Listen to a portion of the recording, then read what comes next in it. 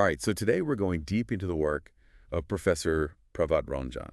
Oh, this is going to be good. Yeah, you sent over a ton of material, articles, blog posts, Hmm. even some awards. And it's interesting. What's that? He's worked in all these different fields. Yeah, he's got his hands in a lot of things. But there's this thread, like a through line, connecting it all. Oh, I see it too. Definitely. It's how he uses tech to help people with disabilities. That seems to be where his heart is. Exactly, and that's our focus today. Okay, sounds good. Like whether it's a simple remote or some complex brain interface thing. His problem solving, it just shines through. Totally. So we're tracing his journey, starting student project, all the way to, like, national stuff. Real impact, that's what we want to see. Changing people's lives. That's the key. It's that mix of being smart and caring that's powerful, especially in this sector. So let's go back to the beginning, the Yuval Ambani Institute, 2007. Okay. It all starts with this student project. Sounds simple at first. Uh. A remote controlled by hand gestures. It For people who can't use their fingers well. makes sense. Even at this early stage, right? You see how Ranjan thinks. Yeah, he's not just about the tech itself. It's how it solves problems, real problems for people. Very user-focused, even then. And this simple idea becomes something amazing, the CEPAL. Ebola. Short for cerebral palsy. It's this environment control unit, ECU they call it. Okay, I'm following. And it lets users, with hand gestures, control a bunch of stuff. Like what? TVs, lights, fans, even computers. Think about that. Wow, for someone with mobility issues, that's huge. It's like independence, control over their surroundings. And this wasn't just some idea, this thing won an award. Yeah, HP Innovate back in 2009. So it was recognized for being practical and innovative. That's Ranjan. But he didn't stop there. He kept going.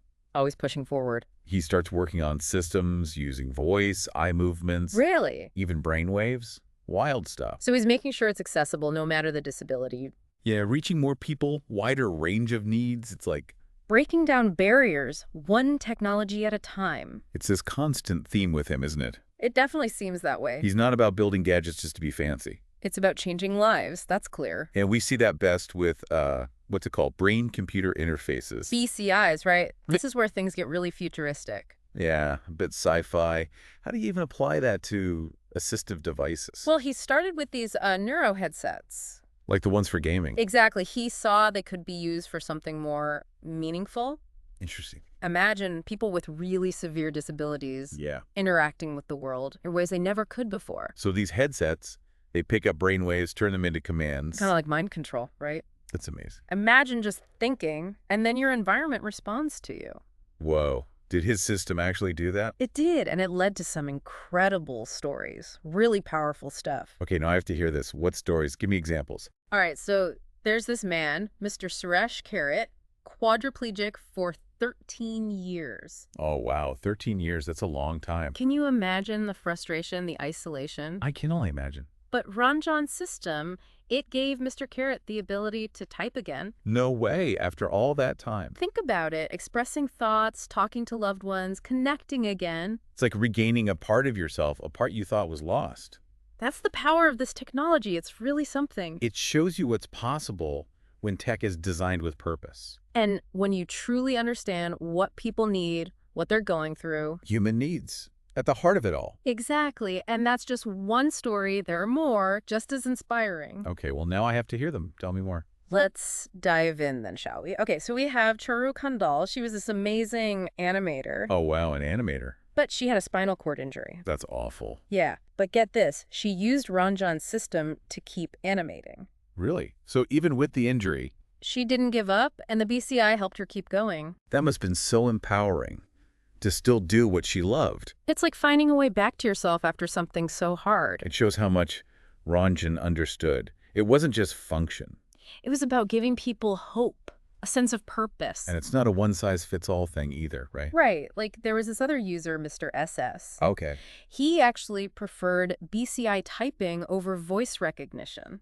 Interesting. Why is that? Some people find voice empowering, others, like him, want more privacy, more control. So it really catered to individual needs. Fascinating. And this idea of personalized solutions, it's everywhere in Ranjan's work. It's like he's always thinking, how can I make this better for each person? And it wasn't just BCIs either. He also worked with touchscreens. Oh yeah, touchscreens. They're everywhere now. He saw their potential for accessibility, too. Like specific apps or something? He developed an app called Speak Seeple Speak Seeple. Okay. for people who can't speak and have trouble using their fingers. So how does it work? It uses icons that you can customize, link them to sounds, pre-recorded ones, or even synthesized speech. So they can communicate, express themselves, even without speaking. Exactly. It opens up a whole new world for them. It's like giving a voice to those who haven't had one. They tested it with kids, specifically. Kids. Yeah, autistic children and those with cerebral palsy. Like, was it successful? They had these two kids, Rutfi and Devanshi, who used it really well. Wow, that's heartwarming to see these kids able to communicate. It breaks down barriers, helps them be included, be understood. It goes beyond just the technical stuff. It's about human connection. And empowerment, letting them participate in the world around them. So we've seen how Ranjan was a pioneer, breaking new ground with tech. Mm-hmm. But what really sets him apart, I think, is how he worked with users. Oh yeah, it wasn't just, here's the device, good luck. He wanted feedback. He wanted to tailor things to their specific needs. He'd visit users, watch them use the tech, see what worked, what didn't. That's going above and beyond, not just developing in a vacuum. He understood technology is only as good as how it helps people. It's that human-centered approach. It makes all the difference. Exactly, and I've got a great example of this, a really powerful story. Okay, I'm ready to lay it on me. So there's this woman, Sarita Dwivedi. She's an artist. An artist, that's cool. But here's the thing. She lost both her hands and a leg in an accident. Oh my gosh, as a child. Yeah, but she was so resilient, she kept painting.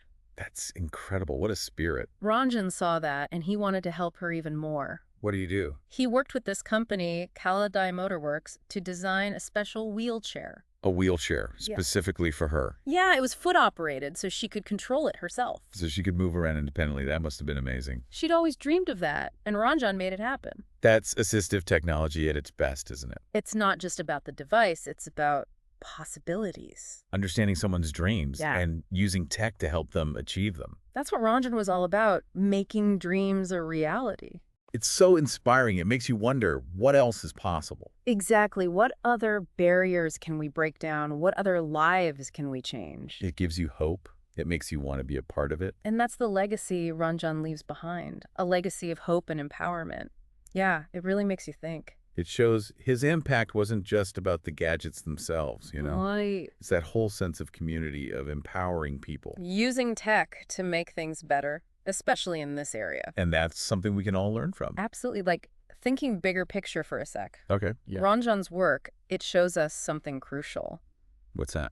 It's not enough to just make tech accessible. There's more to it. It's going to be inclusive too, right? Meeting everyone's needs, their preferences, making everyone feel welcome. You're right. It's about valuing everyone. Exactly, no matter their abilities. That's a powerful message. And I think that's what makes Ranjan so inspiring. His dedication to this field, the way he used tech for good. It really sets him apart. It's there in everything he did, how he treated people, his whole design philosophy. And the impact it had, you can't deny that. So it's more than just building things. It's about legacy. Yeah, exactly. A legacy of empowerment, of inclusion. And that brings us to our final thought for our listeners today. Oh, yeah. Always got to leave them with something to chew on. What everyday technologies right now could we tweak, could we reimagine? To make things more accessible for everyone. What possibilities are out there just waiting to be discovered? Let Ranjan's story be the spark, you know. To get people thinking, to get them creating. Building a better world, a fairer world. We can all play a part in that. That's a great note to end on. Thanks for joining us on this deep dive into Ranjan's work. It was a good one. Definitely. Until next time, everyone. Keep exploring, keep pushing those boundaries. And who knows, maybe you'll be the next Ranjan, changing the world for the better.